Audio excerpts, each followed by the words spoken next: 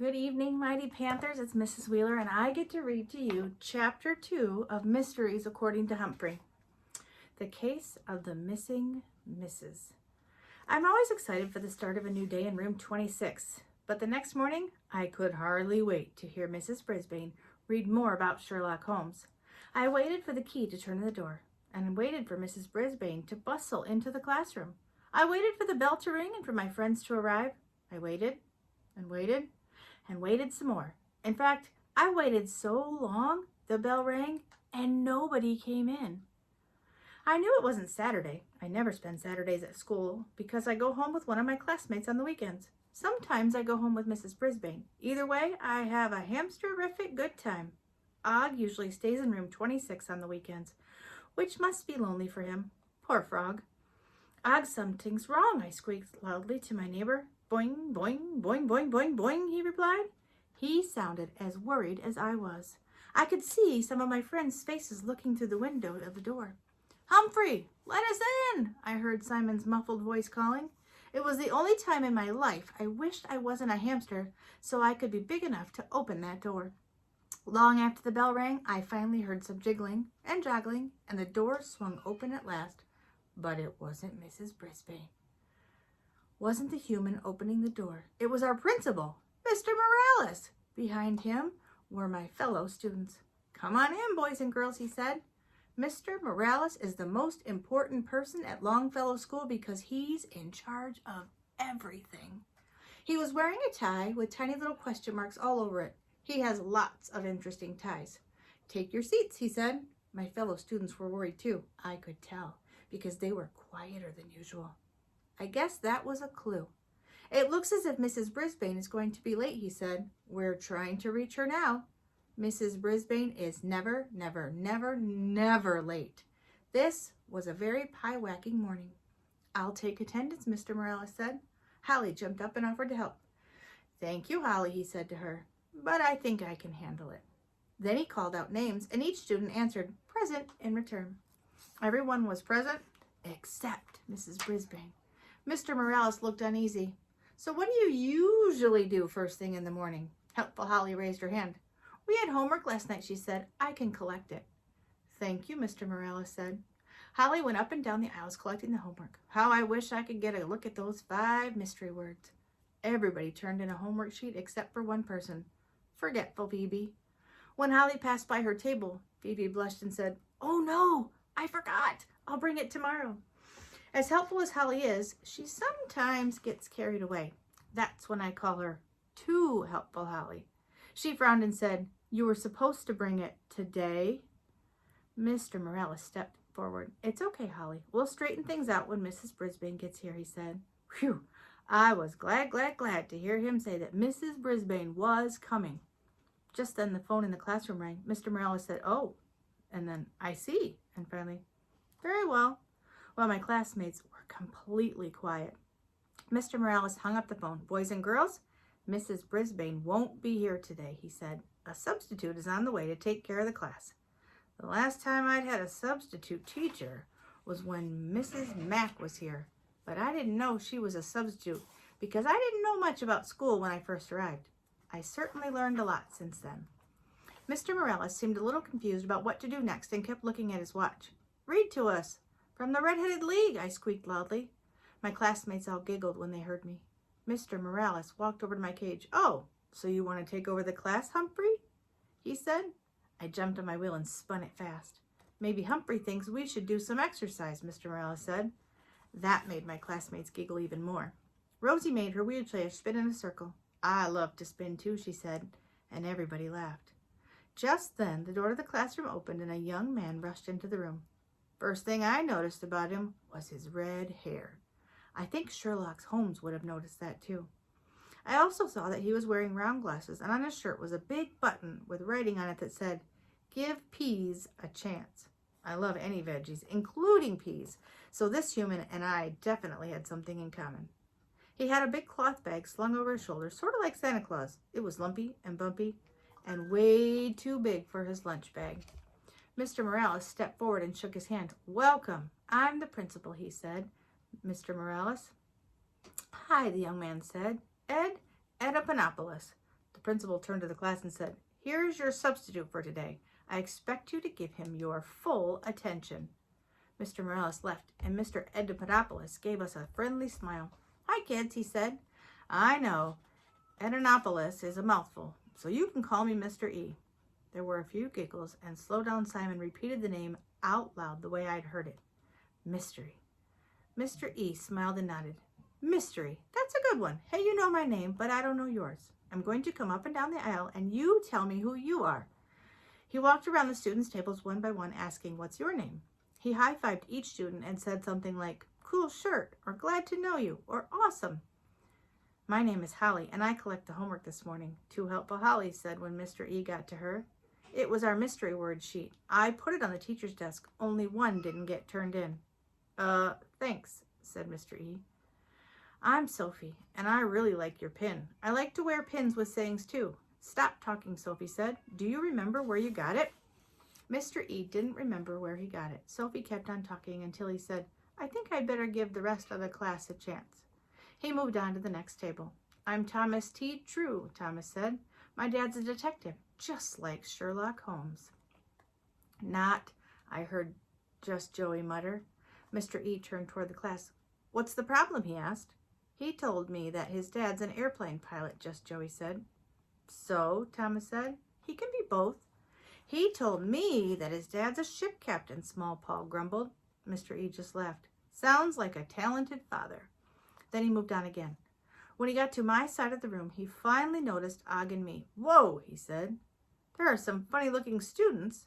I heard some giggles, but I wasn't laughing. I can see how you might call Og funny-looking, but not a handsome golden hamster like me. Mr. E leaned in and looked right at me. "What's its name?" "Humphrey," I squeaked loudly, "and I am not an it." "Whoa," he said again. "I think he's talking. What is he, a rat?" It was clear that this teacher didn't do his homework when it came to animals. Imagine mistaking me for a rat.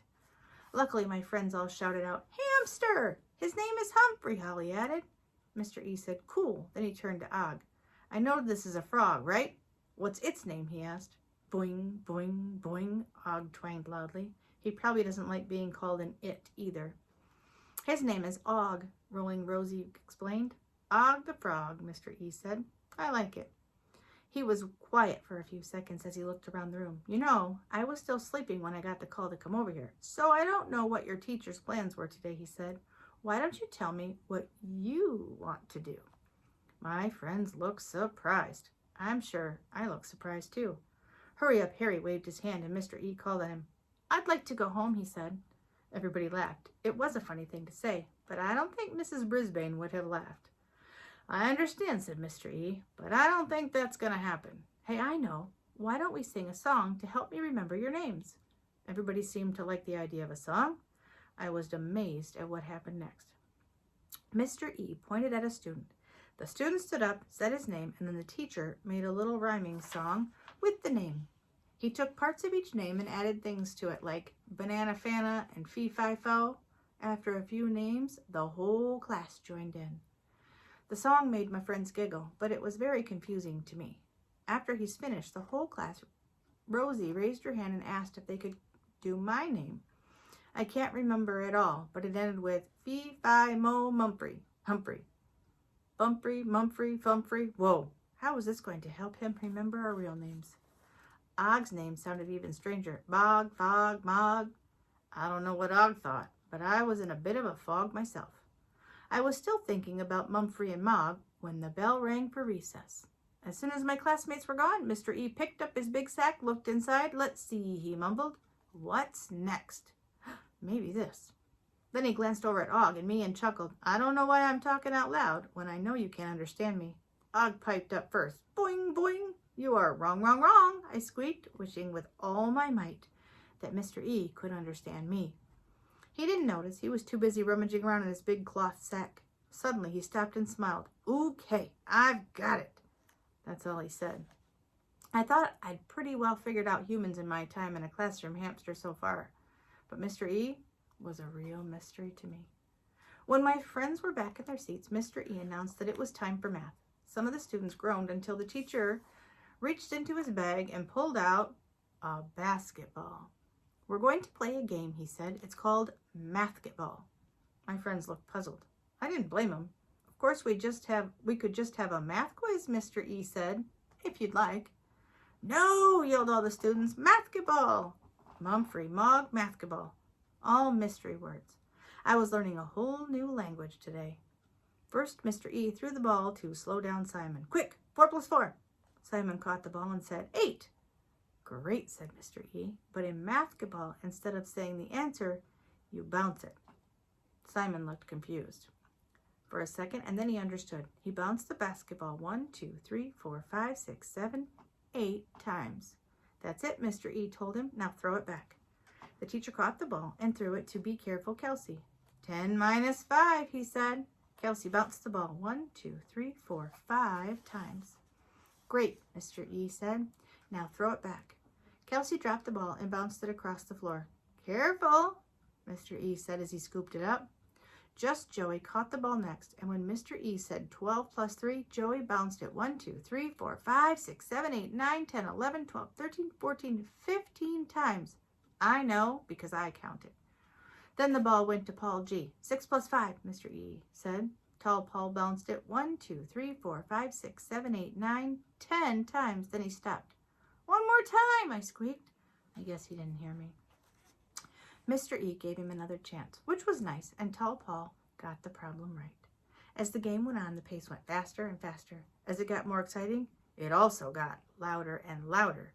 And then the door to room 26 swung open. Standing in the doorway was Mrs. Wright. Mr. E looked pretty surprised when he saw her. Maybe he noticed her whistle. I certainly did. Hello, he said. It was more of a question than a greeting. You're the substitute teacher for Mrs. Brisbane, she asked. Yep, I'm Mr. E, the substitute said. Mrs. Wright looked puzzled. Mr. E, she asked, that's your name? Mr. E laughed. My name is Ananopoulos, but Mr. E is fine with me. Mrs. Wright frowned. I guess Mr. E wasn't fine with her. And you are? Mr. E asked. Mrs. Wright, the PE teacher answered. To my great, great, great surprise, Mr. E laughed. Mrs. Wright? I guess you're never wrong. Some of my classmates giggled, but Mrs. Wright wasn't the giggling type. She stepped into the classroom and looked around. Is that basketball the property of Longfellow's school? She asked. The substitute teacher shook his head. Nope, I brought it from home. That didn't seem to please Mrs. Wright at all. You're probably not aware that basketballs are only allowed outside on the playground. No ball playing in the classrooms, she said, and only official Longfellow school equipment is allowed. Really? Mr. E seemed surprised. Really, Mrs. Wright said. I'm the chairperson of the Committee for School Property. There are safety issues with having a ball in the classroom. And by the way, the noise level in this classroom is unacceptable. I could hear you all the way down the hall. We were doing math, Mr. E said. Right, class? All my friends nodded. Mrs. Wright fingered the whistle, and I braced myself for an unsqueakably loud noise. Luckily, none came. That's funny, she said. I thought you were playing basketball. Mr. E smiled, looked at my classmates. What were we playing? Mathgetball, my friends all answered. Mrs. Wright frowned even more, if that's possible. Perhaps you can do math more quietly in the future, she said. Of course, I'm sure Mrs. Brisbane will be back tomorrow. I crossed my paws and hoped she was right. Oh, I hoped she was right, because school with Mr. E was making me very, very, very, very pie-whacked. That means confused. Humphrey's Dictionary. It's not easy to solve the mystery of a missing person, especially if you miss the missing person a lot. Way to go, Mighty Panthers. Keep listening along.